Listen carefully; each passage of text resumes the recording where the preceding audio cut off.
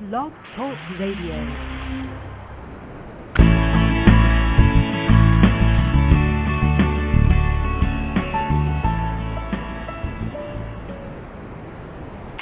Good day to all. This is your show host and life transformation coach, Michelle Kraft. You are listening to the Uvisualeyes show, where you can learn to create the life experience you prefer. If you missed the last show on Uvisualeyes, remembering the Cole, the 10-year anniversary of the bombing of the USS Cole, you can listen to it on my show page within the archives. Before we get started, I'd like to invite you to call in if you have a question for either our guest or myself, and you can also send me a message on Facebook and if you have a question. You can manifest that which you desire. You are always manifesting, be it wanted or unwanted.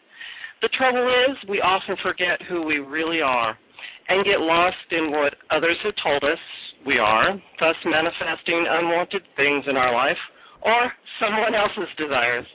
To help us remember who we really are and flourish from this place, join me in welcoming my friend, colleague, and guest, spiritual guide and shaman, Clayton Ainger. Welcome to the Uvisualeyes show, Clayton. Thank you. It's wonderful, wonderful to be here. I'm very, very grateful. Cool. I'm so excited about this. Hey, tell our listeners where you're at. I'm in Bristol in the UK. In the UK.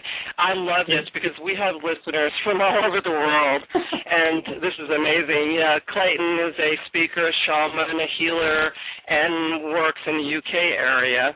I think he actually goes further than that, but I'll let you tell them about that, Clayton. Tell us what you do. Okay. I am a speaker, shaman, all the great things that you said. I'm also a psychic medium. And I also run a corporate training company in the UK, in Denmark. My gorgeous wife, Lindsay, has literally just come back from Las Vegas, and she's off to Orlando again in a few weeks' time with work. So we work all over the world helping people in life and in business to be true to who they are. True to who they are. We were talking about that not too long ago, Clayton, and how many people go, what the heck is that? I mean, I don't even know where to begin to figure out who I really am. And what are you talking about, who I really am? You know, it sounds like a bunch of metaphysical hoo-ha. So I'm sure our listeners would like to know exactly how you do this, how you help people discover, or at least actually get in touch with who they really are. Okay. Well, as they say in Denmark, I spend a lot of time in Denmark, they call this the oogie boogly. So basically, being true to who you are is all about taking responsibility. It's about taking responsibility for you, for your truth, and ultimately what it is that you know to be who you are. Part of the challenge is that we have been conditioned over time to believe that we have to have X, Y, Z before we can do everything we want to do, before we can actually be who we want to be. There's a lot of people out there in the world that actually talks about the reverse of that. And the reverse is true, but ultimately, where do you start? I can only talk about it from my own truth and my own life. If I go back a good 10 years, I was an accountant and tax consultant. I worked for a big firm of accountants. I wasn't happy in my job. I was in a marriage which didn't fulfill me in any way. I was 18 stone, carrying around lots and lots of weight, and very unhappy. And I remember being in London on secondment, and I went into a recruitment consultant, and I said, I'm interested in changing my career, changing direction. And they said to me, well, you're an accountant. You trained as an accountant. That's who you are. That's ultimately who you will always be. And it really blew me away in terms of the short-sightedness of what was coming back at me. Often in life we position ourselves or pigeonhole ourselves as that we have to live our life in a certain way. And so many people tell us who we should be, what we should think, how we should behave, to the point where we actually get lost or we become clouded in terms of the fog around actually who we are. So where I actually began is I took a step back and I asked myself, who am I and what did I stand for? I asked a lot of friends who they saw when they looked at me and why do they actually want to spend some time with me? Because one of the challenges that we have in life is that people don't feel comfortable spending time with themselves. And so I needed to get comfortable with that because honestly, I didn't like the person who was coming back at me in the mirror, besides being overweight. I was very down, didn't like a job, all those kinds of things. So I needed to make a change.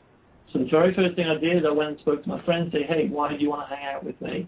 And they told me some really great and wonderful things. That I'm very kind, I'm very honest, I'm very open, I'm very attentive. But I didn't believe them. So I needed, again, to sit down with me. A lot of this work comes from within you and saying, okay, who am I, what do I stand for? So I wrote down on a bit of paper all the important things about me in my life, which was the first thing that I did. The second thing that I did is I said, okay, what are the behaviors that I need to demonstrate on a daily basis to be able to live the important things that I had in my life? And when I actually sat down and I looked at the behaviors, so for example, with health, let's just take that as an example. I was 18 stone. I was overweight. I couldn't walk upstairs. And I just want to put that into some context. About 5 years before that, I qualified as a black belt in Taekwondo. I was running up flights of stairs. So there were some things that had been happening in my life where I wasn't being true to who I was.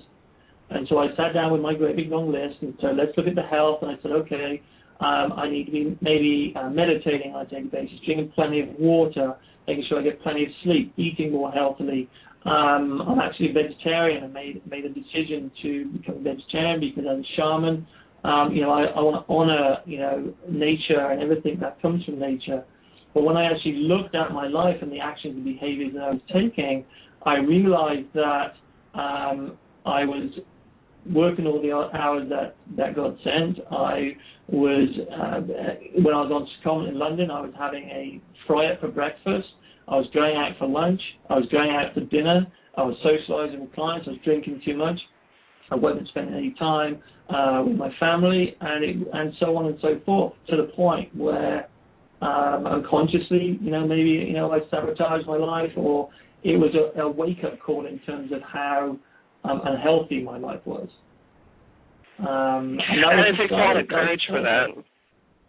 I'm sorry, can you say that again? It takes a lot of courage to look in the mirror, and say, what happened? It's time to change, and I think that's the big thing for a lot of people. They're afraid to look inside for fear of what they might see, bypassing the possibility that there are some amazing, inspiring, wonderful gifts inside, Yeah, I would absolutely agree with that wholeheartedly. To move, let's just take my career for an example, to move from being an accountant and tax consultant with a large firm of accountants to now being a psychic medium, a shamanic healer, and also running our own successful training company in the UK and abroad. All my clients, and I spend 80% of my time with board members of listed PLCs in the UK. And they all know that I'm a psychic medium. In fact, I give readings to a number of them. And they're comfortable with it. and they're very comfortable, yeah. And the thing is this, if somebody goes up, if one of our clients who's looking at us, if a company is looking at us to do some work with them, they can go on the internet and they can search on Lindsay Ainger, my wife, and they'll find how to find your soulmate.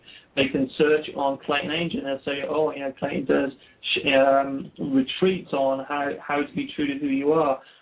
New retreats coming out, I Choose Living. And they can read all about